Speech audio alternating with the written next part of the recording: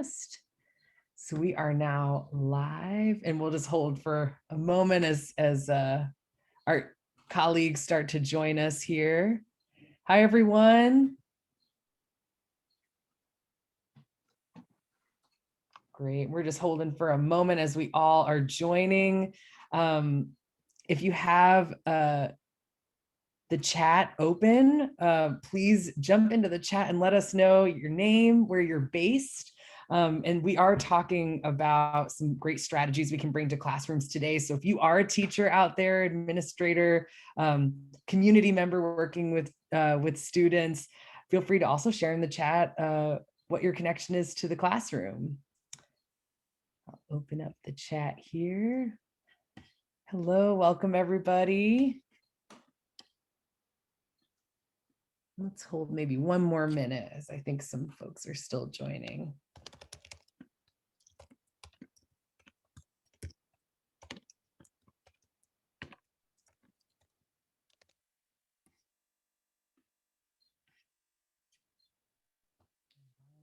And this is a Zoom webinar, so we will be using the chat, which is the, hopefully you'll see it.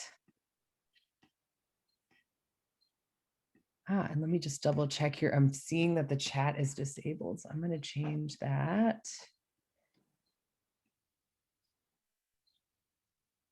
Awesome. Okay, the chat should be open now. So hopefully we can share our names, where we're based. And to start us off, we actually have we have an incredible panel today, and I'd love to hear from all of our panelists.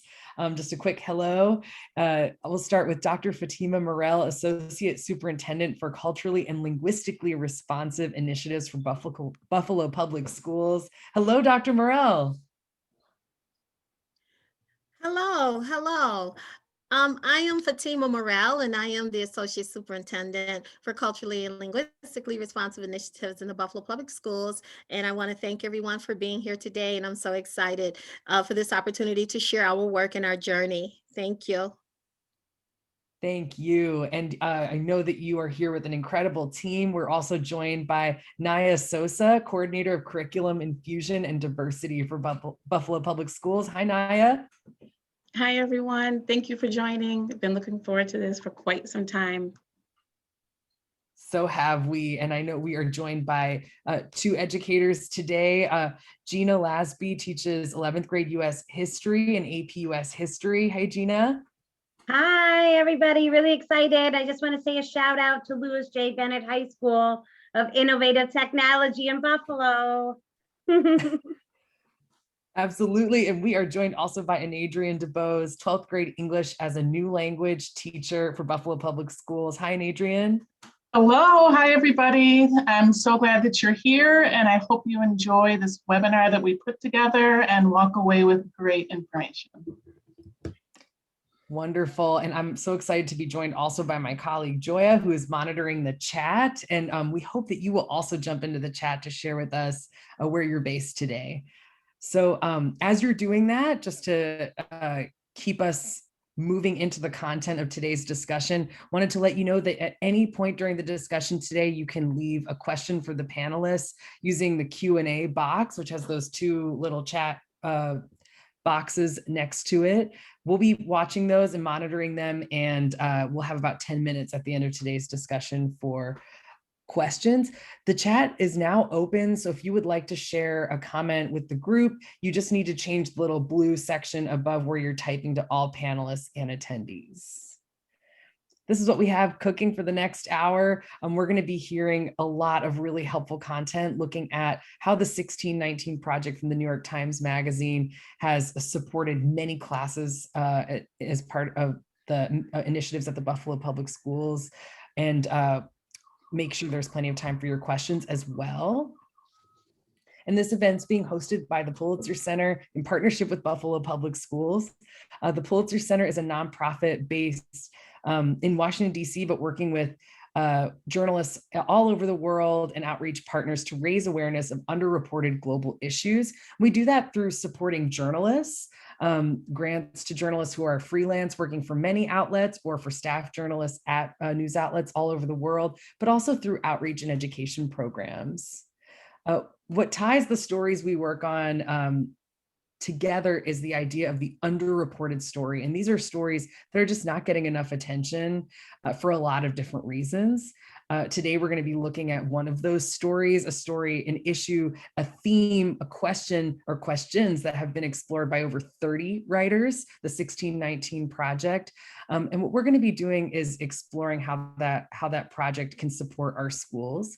It's one of many projects that we've supported in many outlets. Here's a glimpse at some of the other news outlets that the journalists who've received grants from the Pulitzer Center have worked and published. We have also, we're working with grantees who cover many different issues, from issues facing children and youth, issues regarding migration, governance, environment and climate change. Many of these issues intersect with the story we're going to be exploring today. But if you're interested in looking at what these issues might be looking like today, underreported stories connected to these issues from different parts of the world, visit us at pulitzercenter.org, or you can follow us on social media at Pulitzer Center. I'm part of the education department at the Pulitzer Center. My name is Fareed Mostofi. And in our department, we are proud to pursue this mission of cultivating a more curious, informed, empathetic, and engaged public by connecting students and teachers with underreported global news stories and the journalists who cover them. And we do that in a lot of different ways. You can see some of the ways here on the webpage now: lesson plans, student contests. We just launched our spring poetry contest, Fighting Words. And we'll put more information about that in the chat. Journalists can connect to your classes for free. Just reach out to us at education@pulitzercenter.org. We have workshops for students and teachers, but all of these programs have been made better, have been created, have been imagined and improved through partnerships with teachers, schools, and school districts. So today we're going to be talking about an incredible learning that we've all been having around the 1619 Project in partnership with Buffalo Public Schools. Our engagement with the project started with the writing of a curriculum that you can find on our website, and we'll put the link for that in the chat as well. If you want to see, after today's discussion, more about how schools, school districts, teachers, like the community you're going to meet today, have been engaging with the project, you can visit our 1619 Project education portal for additional curriculum and partnerships.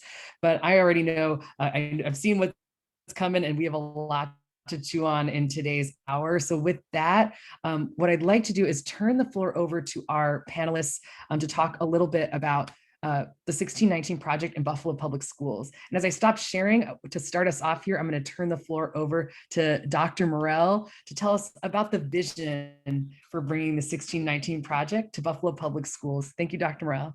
Thank you so much, Fareed. This is a great opportunity for us to be here, and thank you to everyone who is listening in tonight. I would like to just thank the Buffalo Public Schools, our superintendent, Dr. Kreiner Cash, for his strong support of the 1619 Project. And also, I would like to thank all the teachers and administrators who are working ferociously to implement the 1619 Project. And a very special thank you to Mrs. Nicole Hannah-Jones, who was in our district last week discussing the power of the 1619 Project, and whose work we are inspired by tremendously. And so for our quick agenda today, I would like to go through what the purpose is for us in the Buffalo Public Schools, our journey, our standards alignment, and what the Emancipation curriculum is, and how that was folded in to the 1619 Project. Then we'll have a demo of some of our lessons in the development, future topics that we are considering for the elementary grades, and our classroom implementation with our awesome teacher leaders, Mrs. Lasby and Mrs. Dubose. And then we'll have some final thoughts. So we have 3 main objectives for today. 4, that you will be able to, as a district, be empowered to walk away with understandings of how to systemically implement the 1619 Project reading materials and learning resources as standard aligned curriculum infusion, and also with best best practices for creating emancipatory curriculum, learning models that include the 1619 project, and then understanding how lessons using the project were developed and implemented as part of a district-wide emancipation curriculum. And you will also hear from our teacher leaders who are boots on the ground and best in the field, who know how this actually works with students. And so purpose, really, for the first time in the Buffalo Public Schools history, we're teaching history of Black people from a platform of historical accuracy, from a perspective that has not been allowed in our textbooks and in our classrooms for many, many years since education started. So we're basically creating spaces for these marginalized narratives and voices of Black, Brown, and Indigenous people that includes the 1619 project in our classrooms. And we recognize and empower all our students to know the unvarnished truth as it is posited in the 1619 project. Given that our data indicates that nearly half of the students in our district are African American, roughly 48%, and that we also know that the teaching of the legacy of slavery has been taught from a Eurocentric lens that often romanticizes the atrocities of slavery or includes misinformation that perpetuates stereotypes and systemic racism. So the inclusion of the 1619 project as part of our emancipation curriculum is liberating to the minds of our students and also our teachers and ourselves. And the 1619 project readings and materials and curriculum, and the curriculum that's also offered by the Pulitzer Center, provides a strength-based education that focuses on criticality and honors the legacy and triumphs of Black people in America. So we are proud of this purpose and we're proud to implement in our schools. And so just a quick conversation on our journey, because it actually was a journey. We had already started in the Buffalo Public Schools prior to 2019 in the creation of the 1619 project, a teacher and administrator training on culturally responsive practices as well as anti-racist practices. So we have that training where we are pulling out teachers and administrators and parents and student leaders monthly to discuss what disproportionality is, because in the Buffalo Public Schools, we actually have disproportionate outcomes when it comes to the representation of Black children in special education and suspension enrollment, and we wanted to dismantle that disproportionality that leads to the school to prison pipeline. So after we did a root cause analysis of where the disproportionality is coming from, we really decided that we needed all teachers and administrators to be trained on culturally and linguistically responsive practices, as well as anti-racist practices. And so in doing, we actually partnered with the Pulitzer Center, and we were able to receive the text from the Pulitzer Center to also infuse in our culturally responsive curriculum that was ongoing and developing 2016, 17, 18. It was more of a 3 to 4 year program, but so then the 1619 project came in 2019, and it fit so nicely into the big landscape of what we were already doing around culturally responsive practices and raising the voices of children of color in our classrooms and edifying their narratives and dispelling misinformation and falsehoods. And so it really fit in nicely, and the Pulitzer Center partnered with us to ensure that we were able to have these resources with our administrators. And so in our administrative meetings, we actually used the mass incarceration as one of our first articles that we would unpack and critically analyze with district administrators and teachers to really discuss dismantling the school to prison pipeline and the legacy of mass incarceration having its legacy in enslavement in the institution of slavery. So this was a great way to unpack the 1619 project with our administrators. And then we began to have our monthly departmental meetings with our chief academic officer and also our curriculum leads, our director of English language arts, our directors of social studies, our assistant superintendent for curriculum assessment and instruction, to really talk about how is the 1619 project going to be realized in our schools? How do we connect it to all of our classrooms as best possible? And so we discussed and we co-created what we call our 1619 project standards alignment document. And I'll get to more to that later. But the materials and resources, when we received, such an awesome gift of 6,000 magazines from the Pulitzer Center. We were able to put those magazines into the hands of every 9th and 12th grade student in our district. And then for our 7th, 8th, 9th, and 10th grade students, we created a platform for access of materials and resources. So we have a digitized platform called Schoology, where we uploaded all of the magazines, and then we begin to upload for teachers the lesson plans and curriculum resources, and developing our own resources, in addition to adding Pulitzer Center resources to this here curriculum, so that, and it started to take shape and form, early, over a 6 or 7 month period. So it was really great to have that collaboration. And then the materials and the platforms and the collaborations just continue to grow even today. And so when we look at the standards alignment document, this was a cross-departmental, multi-departmental approach to the standards alignment for 1619 project, as I stated earlier. And so what we did was we went through each article of the 1619 project, and we found each New York State Common Core state standard that it aligned to in our English language arts and our social studies departments, grades 7 through 12. So for example, if you look at the sugar article, for example, by Khalil Gibran, we aligned that to Global Studies 9.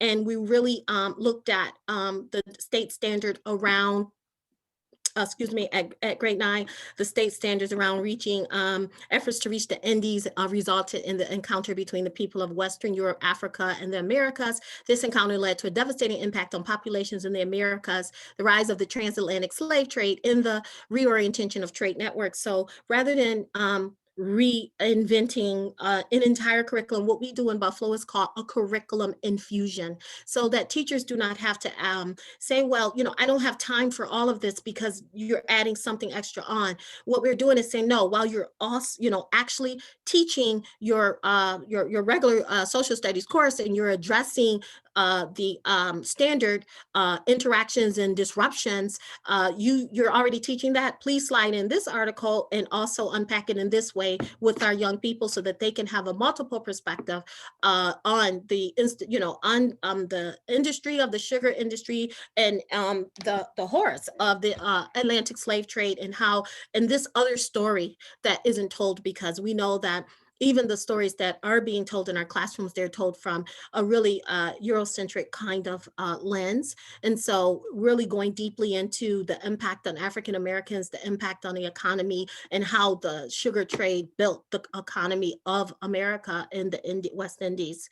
Other things, so we did that for every article. If you go down, one of my favorites are the healthcare articles by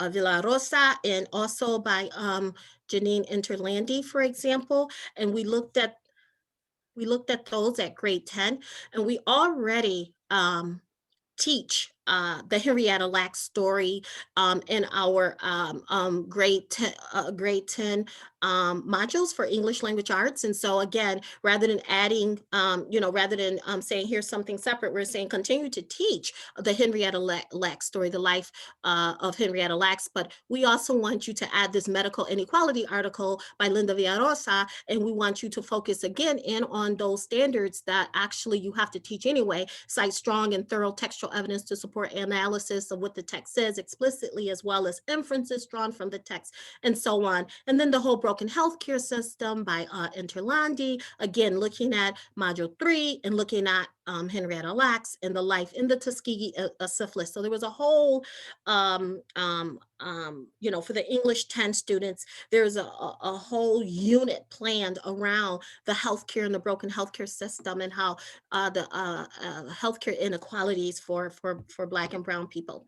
And then finally, we also integrated music, because there were really strong articles around music and hip hop and so forth. And so we also worked with like The Birth of Hip Hop by Lynn Nottage, and our Music in Our Lives Music 10 courses. And so, again, already working with standards that are already there for our teachers, things that we should be doing anyway, but now we're just going to add this extra article for discussion, for critical analysis, for deep thinking, for reading, for writing, discussion, and literacy development, and criticality. So that was really a big work, and a big shout out to Ann Botticelli, Chief Academic Officer in the Buffalo Public Schools, for her collaboration with the Office of CLRI, where this work is occurring. And so after all of this, it was about 3 or 4 years that we were working earlier before the 1619 project, but we were leading up to this emancipation curriculum. And this emancipation curriculum really is a curriculum in the Buffalo Public Schools at this time that we fit the 1619 project inside of, because it just was such a tight, a neat fit, and it just felt right. It went in, you know, smoothly. We didn't have to force fit it. It just all came together very nicely, because it is really tailored to the historical, linguistic, and ethnic backgrounds of our students, and it supports and freeing young minds from misinformation and voices. And we feel like that's in the human experiences of people of color. And we feel like that is what the 1619 project does. It really edifies these voices and stories that have not been told, or people haven't been courageous enough to tell. And so the purpose is really to inform students about and honor this history and legacy inside of our emancipation curriculum, and then really to make sure that all of these here stories and the marginalization of these communities are uplifted and elevated, and again with the unvarnished truth. And the emancipation curriculum, though, we don't only focus on African Americans, we also focus on Indigenous, Latinx, and New American populations which include our Asian student populations. Again, it is a culturally responsive and anti-racist curriculum, and lessons and resources are aligned to the standards, and it really is to dismantle the school to prison pipeline. So now Naya will talk a little bit about the 1619 project infusion into the emancipation curriculum lessons. Thank you.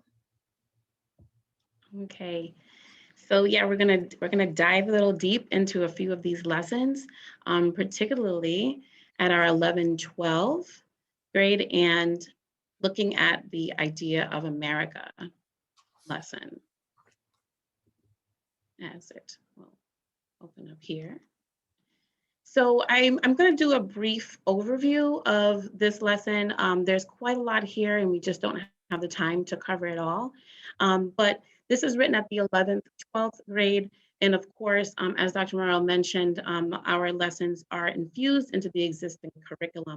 And so you'll see there it is infused at 11th, 12th grade social studies, and the unit is listed there above.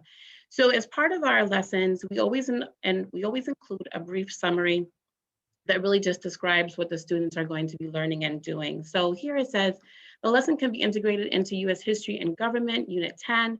It addresses the racial inequalities faced by African American individuals and African Americans as a group.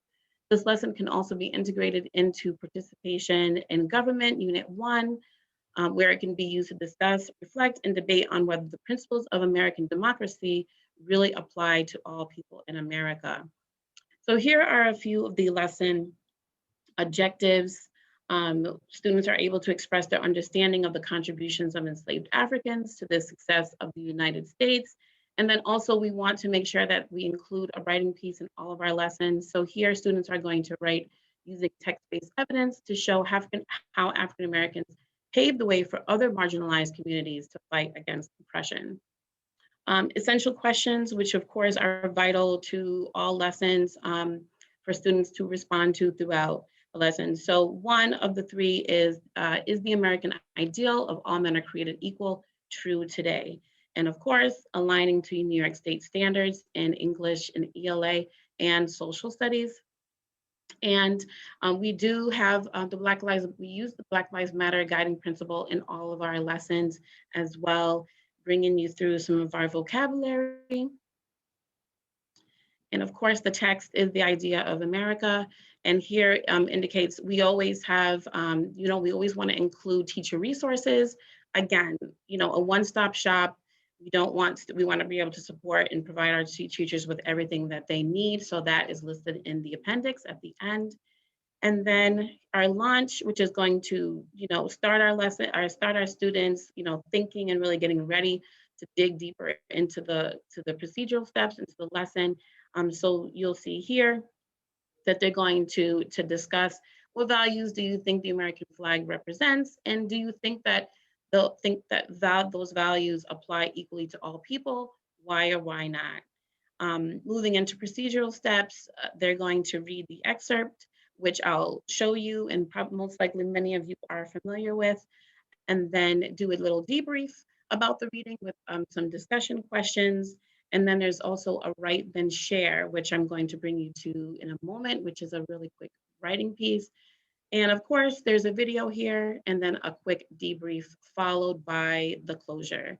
And so I want to bring you down really quickly past the excerpt, which we have included there, and show you this organizer. And this is the write then share worksheet that students would end up responding on.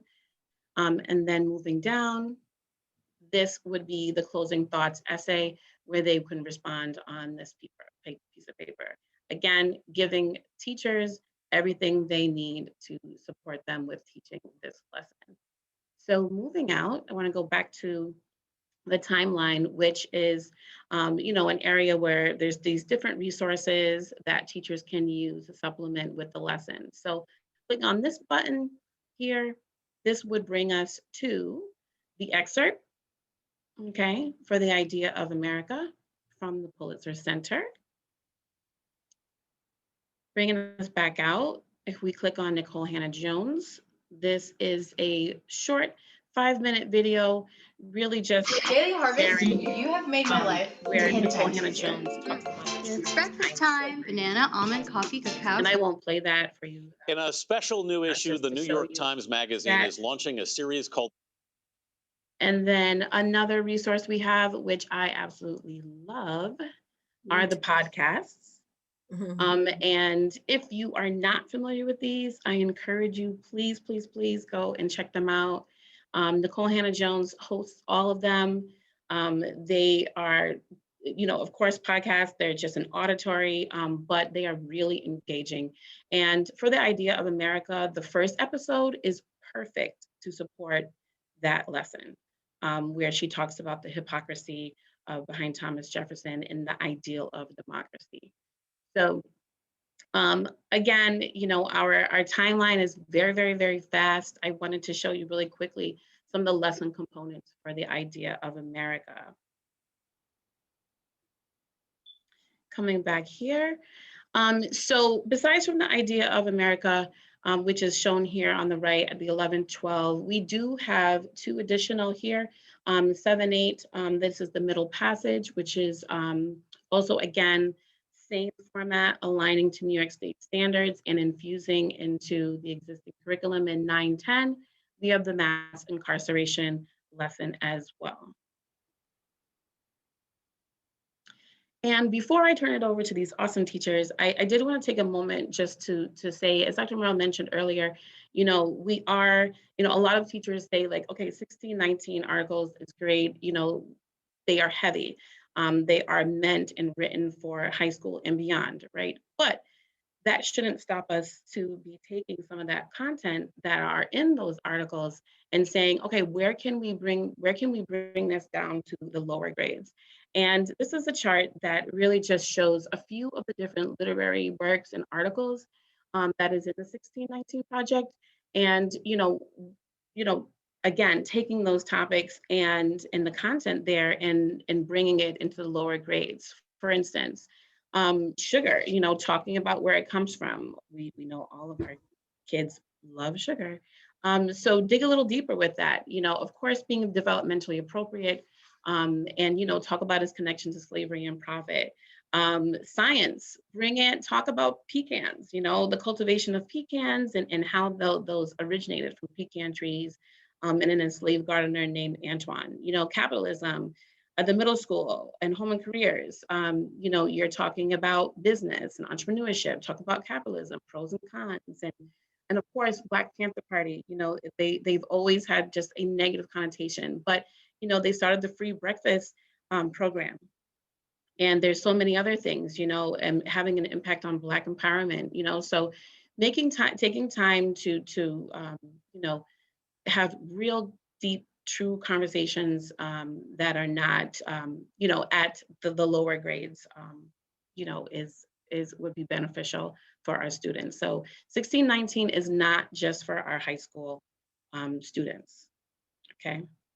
Okay, so I know I went really, really fast. I want to turn this over to our, again, our dynamic teachers, Ms. Genah Lasby and Enadrienne Dubose.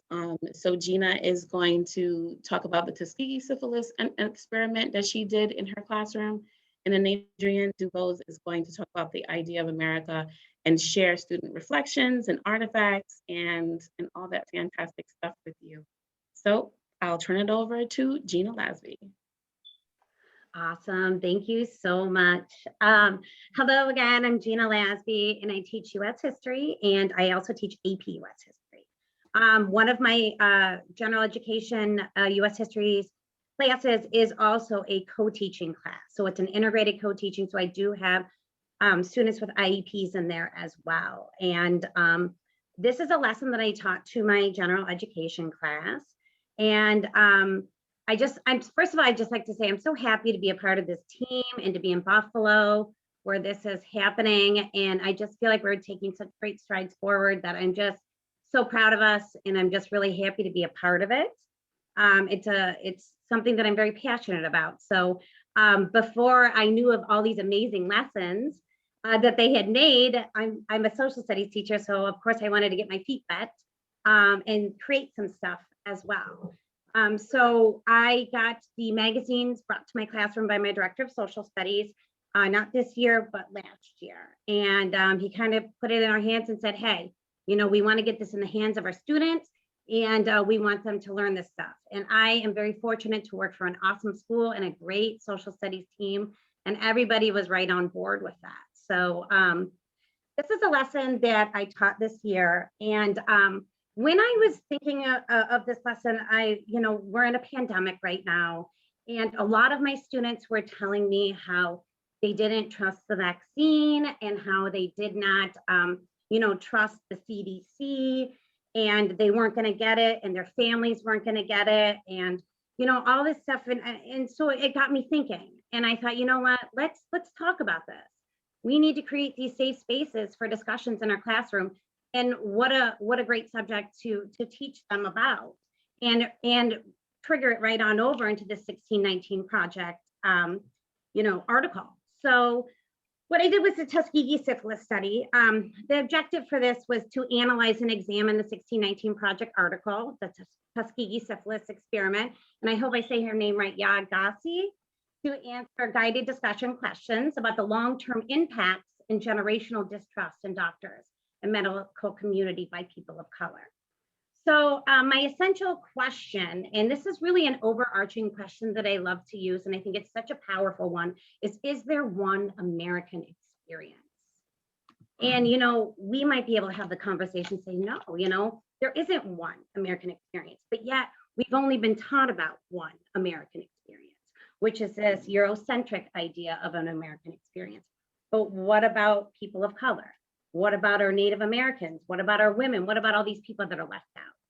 So I thought it was a great overarching question for these kids to really get them thinking. And then, of course, we use the text from the 1619 project, the article. But of course, I have to teach them background information. So they have to get background knowledge. So I found a nice text from the History Channel that just did some great background information and then a video clip to show them as well. So when we did this lesson, it was really, there was a question I started at the beginning is, do you think history can shape people's opinions or trust? And we had to go through that, have a quick discussion with that, then introduce the vocabulary, because there's some higher level words within this article that these students needed to be pre-taught. So of course, background information on Tuskegee study, so the video clip, and the article, by the History Channel that we read, just to get some historical context about what's going on, who, when, where, why, right? And build up this historical narrative. And then we read the article, and what you'll see is some of these discussion questions that we had. And what I loved most about it is that we connected it to the current pandemic and COVID-19 vaccine. And then really what I moved into is I thought it was important to move into self-advocacy and possible solutions and have these students share it out. So the next slide we're going to see is going to be a little bit of the work from the student, which I thought was really powerful and really amazing. So the first article, our first picture on the left here is just a picture of what the students were doing. It's the reading. Okay, so what they did when they went through is, like I said, to set up historical context. The students were highlighting key information as we read. And then we watched a video clip. And then we had a slight discussion and then answered 4 guided questions that kind of answered those historical contexts of what the Tuskegee study was, who was impacted by it, what was the outcome, things like that. The middle picture now was after we read the 1619 article by Agassi. And if you see some of these pictures here with these questions, let me just, all right. Questions 1 to 4, really, they were kind of connecting to the article itself. Like, you know, what was the woman feeling? Why does she feel this way? And what do you, let's see. And then when we went to the next one, and the picture on the right, it's moving now. Why do you believe there's so much distrust amongst medical doctors or the medical community by people of color? And how does this distrust play a factor with the COVID vaccine today? And how can we fix this problem? And what are solutions? And like I said, the students came up with some pretty powerful stuff. And it's just so important that we facilitate these discussions, but we really need to let the students do the thinking and the emotion. Not only is it healing for them, but it's invoking emotions and feelings, and they're connecting to it. And we can't teach these kids how to think or how to feel. They have to do that on their own. So I have some quotes here from some students of their reflections. And the quote on the right-hand side I thought was super powerful. It says, "I enjoyed learning about the Tuskegee syphilis study because usually teachers try and sway away from talking about what really went down with this. We got to learn how things really happened." I mean, what a remarkable quote by a student. I mean, that it's so true, right? It's so important to remember history is multiple perspectives. There is not just one way. Not everybody has one American experience. And we need to talk about these things. This is a part of our history. The quote on the left-hand side says, "I think that we can heal over time. Forgive, but never forget. Don't expect a change in a week.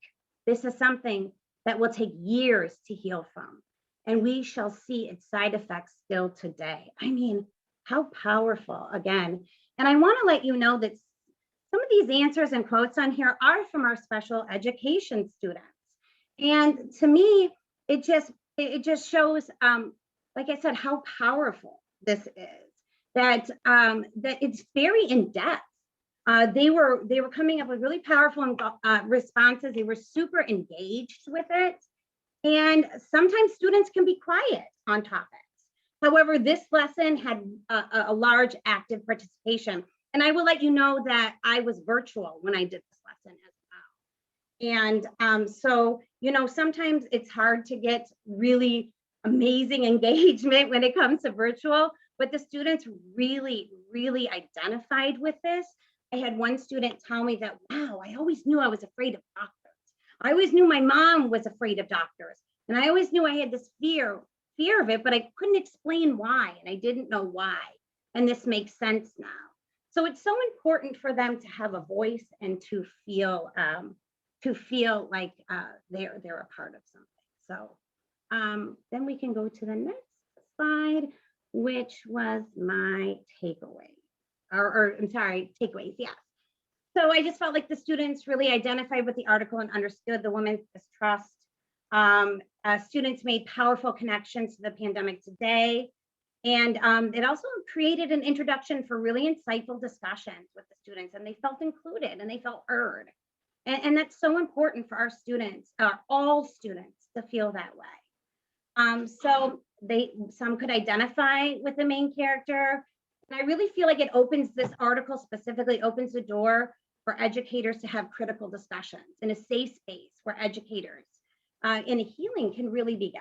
So we can't ignore our past connections to the present situation either. So I will be brief and give you just a quick little tips. Create a space that's honest, right? Research, read, never stop learning about multiple perspectives in history. And it's so important for all of our students to feel included and facilitate the lesson, but let the students do the discussion and the talking. So with that, I'm gonna move to the ever amazing Enadrienne Dubose. Hello, everybody. I'm glad to be joining you all today. So I'm going to go over one of the projects that I've done with my students. I have done several of the 16-19 projects with my students, as well as Emancipation curriculum that the CLRI department has put out. So I currently teach at a high school, School 198 in Buffalo Public Schools, and I teach ENL. So my students that I worked with on this particular project were transitioning level, which is basically intermediate. So on the screen, you'll see 7 adaptations that I made in general to this particular lesson of the idea of America, as well as letting the students see their end product before we even began. I think that's really important, of not surprising them of, okay, we've studied this and now boom, this is the assessment. I love to show them ahead of time of, what the expectation is. And there's a lot of scaffolding that goes into what I give to the students, as well as some differentiation. Next slide, please. So on the left, I always start a warm up with, what do the students already know? I want to probe them with vocabulary, as well as ideas. So for this article that centers around patriotism, I asked them questions like, what does it look like to you? What does it mean? How do people in any country demonstrate or show that they are patriotic? Then on the right, you see the article itself that I put into another format. I do this not only with my students very often, but I'm also a co-teacher, and I will provide my teachers with a scaffolded version of New York State curriculum module texts. So on the left is the actual text. I go through it and underline any vocabulary that I think my students are going to struggle with. And in the middle is where I define the words for them, provide them with visuals if I can, to help them as they're reading to understand the text. And then in the very last column, it says gists or thoughts.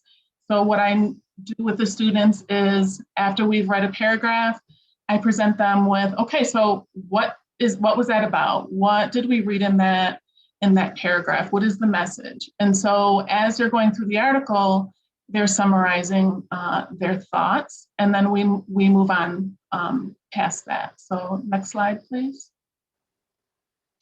Okay, so for the idea of America, what I did is I told them from the beginning, okay, we're going to create a Spark video. I told them how it worked, showed them the actual website platform, and showed them a sample of one that I had created. And I presented them on the left with a scaffolded graphic organizer that really, without it, I would not have been able to, the students, I'm sorry, would not have been able to produce the material that they did.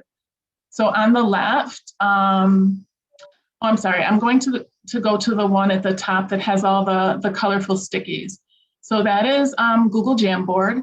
And when they finish reading the article, any of the articles that we read, I have the students think about, okay, so what were some of the ideas and themes that were in that article? Because I find that the students sometimes get lost after they've read a whole article, even though they've summarized and written gists and questioned me and discussed among themselves. They really need the visual altogether to put it together. So they came up with themes that they all wrote on sticky notes, and we kept that up on the screen for them to refer to as they wrote. So now when we go to the left to see the scaffold, they picked 5 of the themes that they came up with that the article hit upon. Then we went into the article and I said, okay, find some quotes that support that theme. So they went in on their own, they found their quotes. I double checked with them, answered any questions that they might have had. And then in the third column, I said, okay, what is your idea about this? What do you have to say? What do you think? And put that in the middle column. And then finally on the last column, find a picture that would represent that theme or the idea that you have.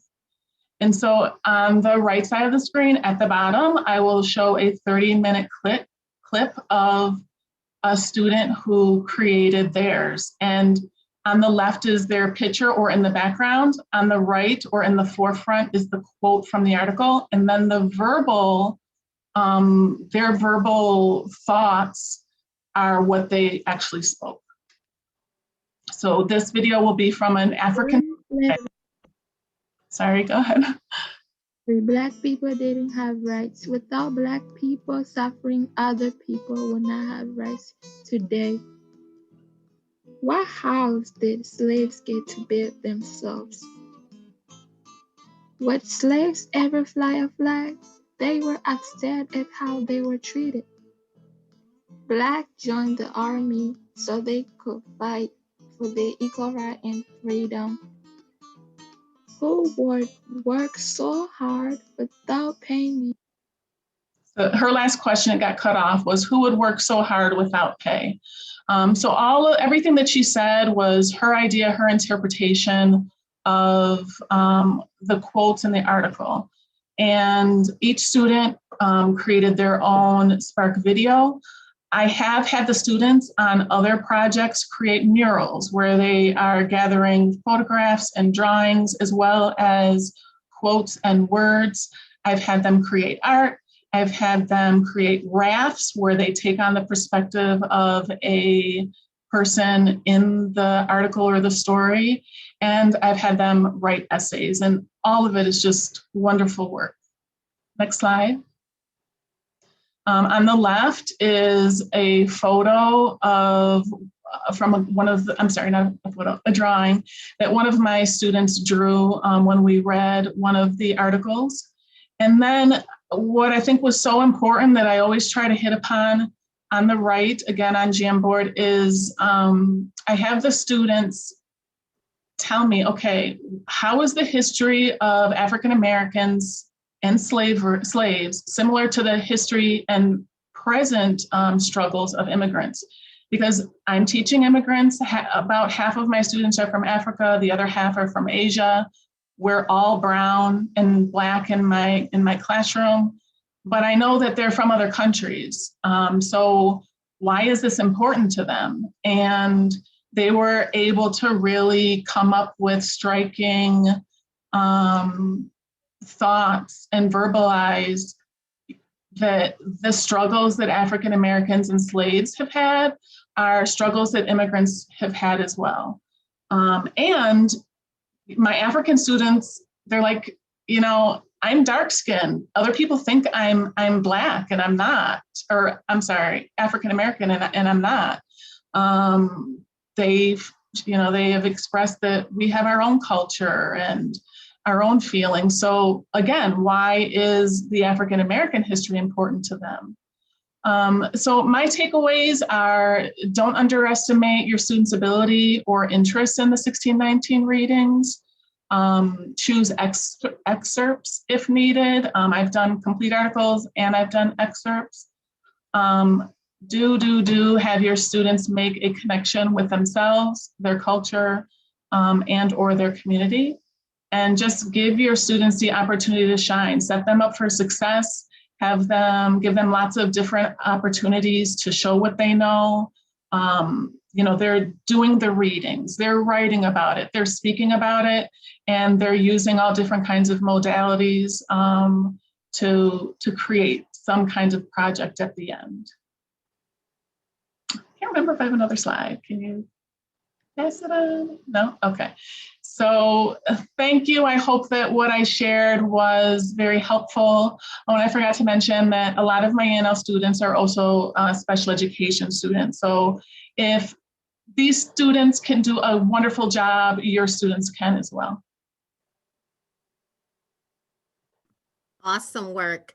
Thank you all. As you can see there, Mr. Fareed, our district is very busy with some great teacher leaders and coordinators doing awesome work with the 1619 project and Curriculum Infusion. I'm so very proud of all of them. Mrs. Lasby, Mrs. Sosa, Ms. Dubose, such a great job here today. And so at this point, we will be ready for any questions you have.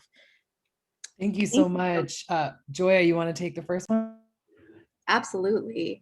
One of our attendees is asking, for teachers who are looking to connect the project to their classrooms, where would you recommend they start? I can take that one if you guys. I think you have to really look at the standards you're actually teaching in your classrooms, what standards you hope to address. And then once you have the standards, you start with the literature in the 1619 project to see what literature would be a nice fit for this standard or for this thematic unit that I am actually undertaking in my class right now, because we found it rather easy to connect our literature to thematic topics and the standards that we're currently teaching. It wasn't like a big struggle because the articles are just very well written. B, they're short, many of them 1 page, 2 pages, so it's quick reads for some of our high school students. So I would say starting with what standards are you addressing, what might be missing from those standards, that's another way to look at it, or what voices, thinking about, well, what other voices or perspectives could be brought into this. And you'll see a lot of times that those Black voices and perspectives are the ones that aren't there. And then you can use the 1619 project to include them.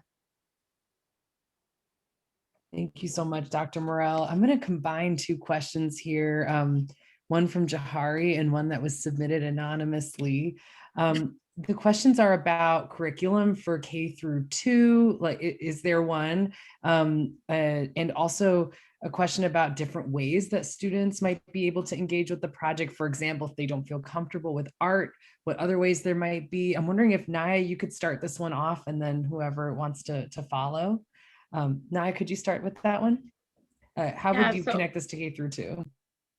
Yes. So, in the slide that I had shared previously, again, looking at the articles that exist, inside of 1619 and really just pulling out the content, because again, like we already know that 1619, the audience that is written for is high school and beyond, right? So the articles we know we can't bring down to that level, but we can take the content. So, again, one that I thought about definitely was like pecans, and just, it's a foundation, right? So like you're bringing in this content that you're taking from the articles and slowly building it up to the higher grades. So that would really just be that's my suggestion, digging into the articles, what's the content that's in there, and just bringing in and really dissecting it and looking developmentally, how can I teach about this content?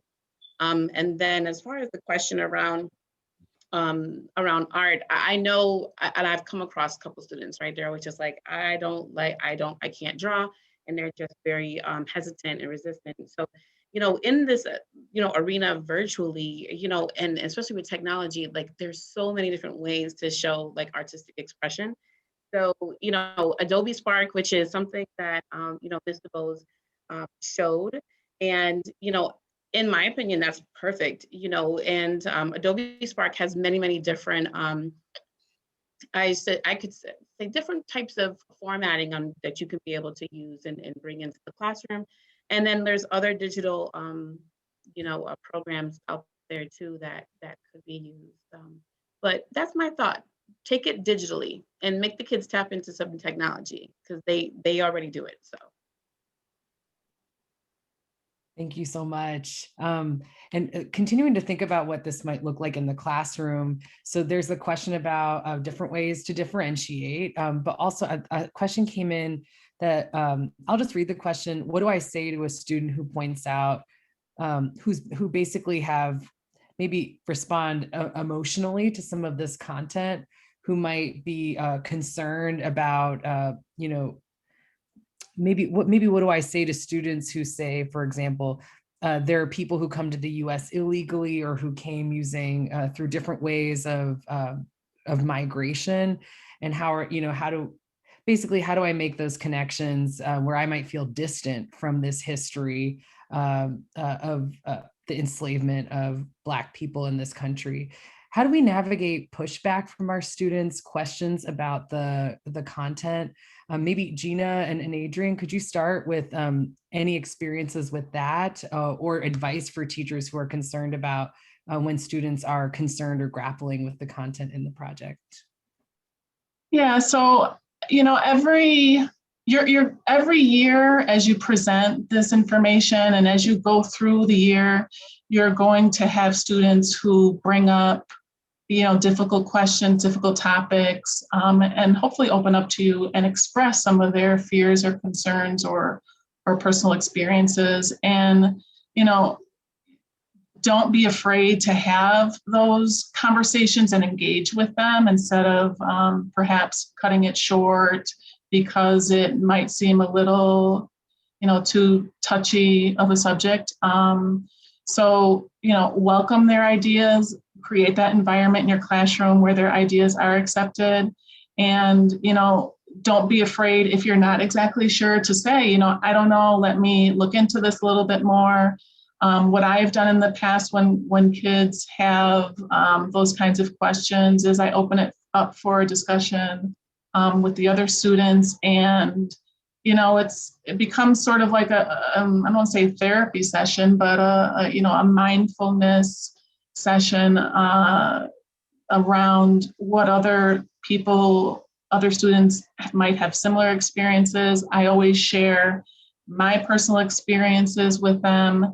And then also, you have to prepare yourself when you present a topic like some of these articles do, of doing, some research yourself to, you're not going to be ready for every question that every student is going to have, but, do a little homework yourself, talk with friends about, or even run some of these things across with, older or younger family members that you might have and get their thoughts. So that way you're more prepared. And of course your colleagues.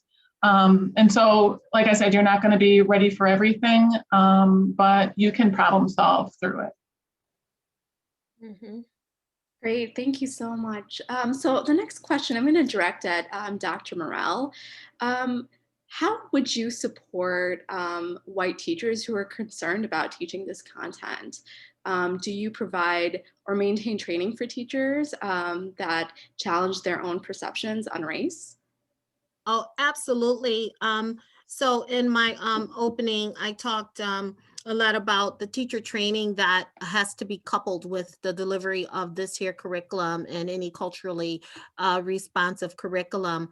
I think what we have done a good job at in Buffalo is really removing the blame game from our spaces, our classroom spaces, and really having those open, courageous dialogue. Now, this isn't something that happens overnight. This is a purposeful, a conscientious act that we engage in to say, we're going to have these courageous conversations around race and anti-racism, and what does culturally responsive practice look like, and historically, whose story is being told and narrated in our classrooms, and what other stories need to be told and narrated. So over time, initially, you will get a lot of white fragility or pushback if teachers or administrators really do not understand the work. But I found that when we remove that guilt of, that this is someone's fault, we're all Americans and this is our story,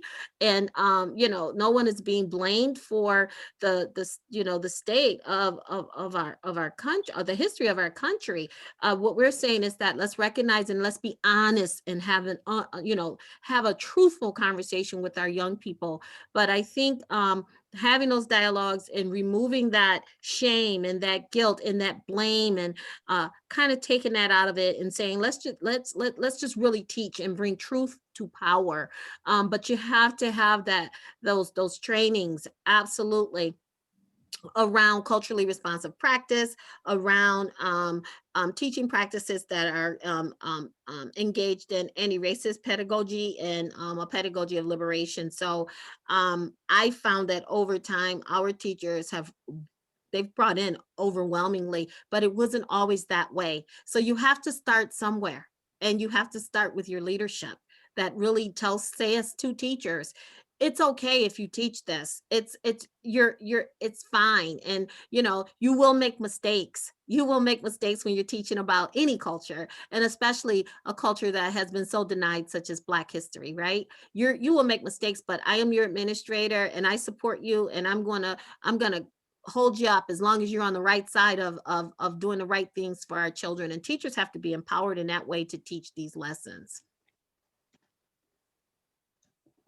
Thank you so much. And we are at time, but we're going to ask just 2 more questions, and then we'll close after those 2. So we invite everyone to stay as long as they can. And also there are more questions. So for questions that didn't get asked, we'll be sure to share with our panelists and see if they're able to answer as many as they can. So I'll ask one, and then I'll turn it over to Joya for the last one. So this is combining a few questions and that are kind of encapsulated in what Lily shared, which is, what ongoing support systems do you recommend for supporting students, teachers, also maybe community members, parents, families, given some of the challenges that you saw students and teachers navigating as they engage with this project? Especially one person asked about the fact that it's a project that's also been discussed by politicians, been a project they might have heard about in that way. So what systems of support, whether it's dealing with the content, the reading level, or in some of the pushback to or questions about the content or the politics, do you recommend having in place? And that question is for anyone who'd like to answer.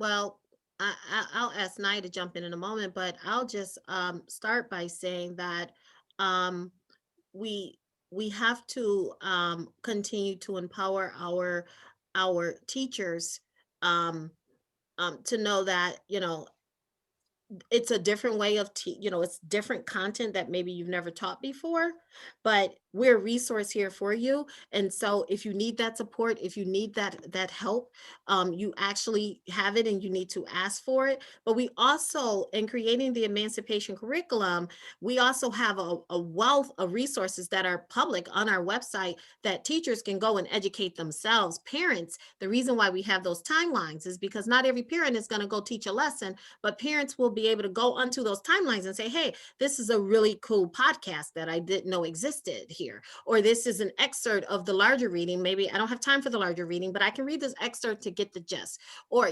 so it's like a community involved process with the 1619 project and the Emancipation curriculum. But I think Naya, you might have something to say just about teacher supports.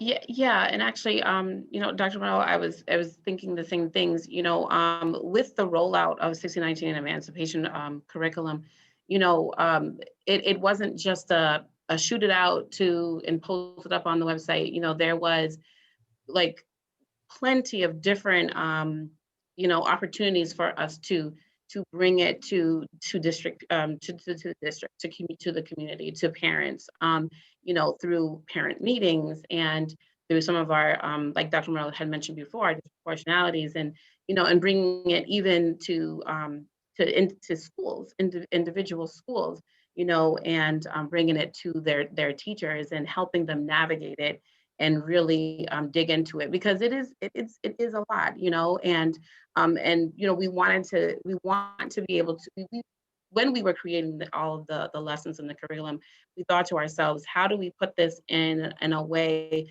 that our teachers can access it like easily, so support is always at the forefront of our mind when we are creating curriculum and lessons. Again, we want to decrease the amount of pushback, and that's really through giving as much support as we possibly can.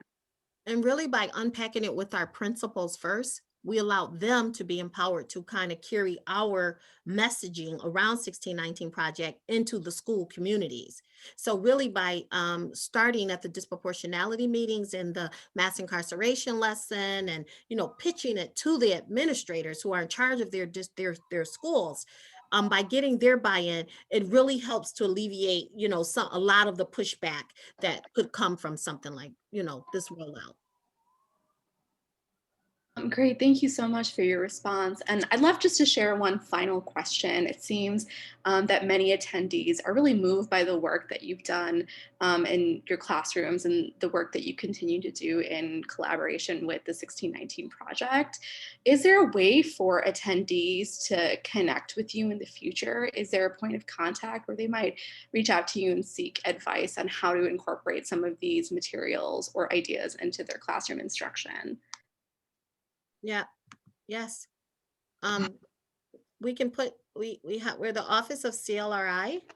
And if you would like, I'm putting Naya, can you tell us what's our email again? CLRI. Okay, CLRI office at buffaloschools.org.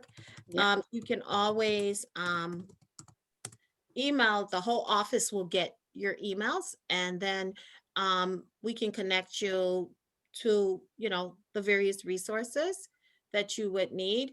We're also available at our own emails, and any teacher wants to put their email in, please feel free in the chat. But the office is thank you. The office is available to support in any way that we can with this work. Thank you. We'll also, all of our panelists have very generously contributed materials that will be part of a blog post coming out next month, including the video from today's session, which will be shared with all of you, along with materials, resources that were shared. That will come out to you by early next week. But the blog post that will be out next month will also have links to lesson plans, the visuals that you saw today, the remarks from students, from teachers. So hopefully some important guidance there.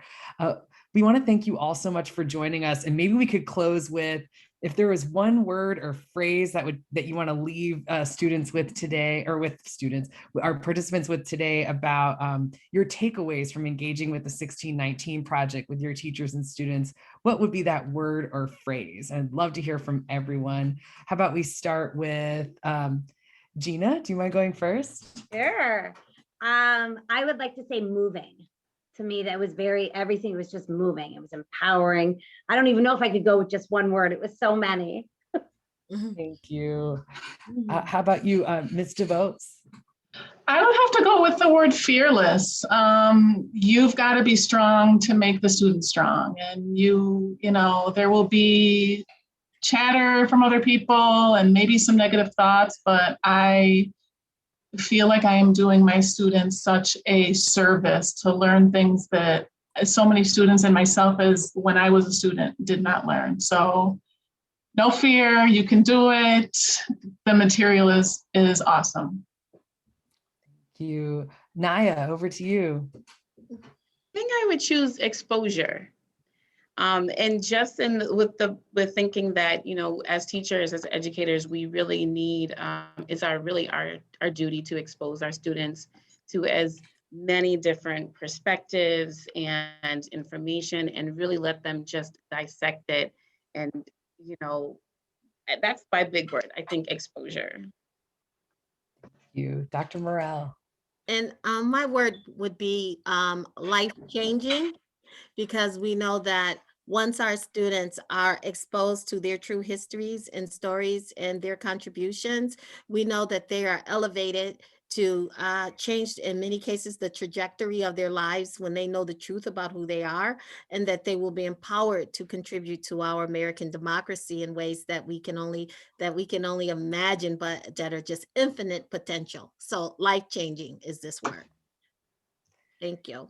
Thank you all, working with you all, connecting with this project, and with all of the many of you on the call as part of these outreach experiences through the Pulitzer Center, and the 1619 project has definitely been life-changing for me too. And we hope that you'll stay in touch, first with a short survey that you'll see pop up as soon as this webinar ends. Should only take a minute or two, and hopefully through follow-up, it sounds like it looks like our emails are in the chat. You'll be receiving an email with all of today's resources that we hope you'll reply to, so that we can continue to connect, learn from each other, and grow and learn together. Thank you all so much. Take care. Thank you, everyone. Thank you. Bye. Bye, everyone. Bye. Thank you. Bye.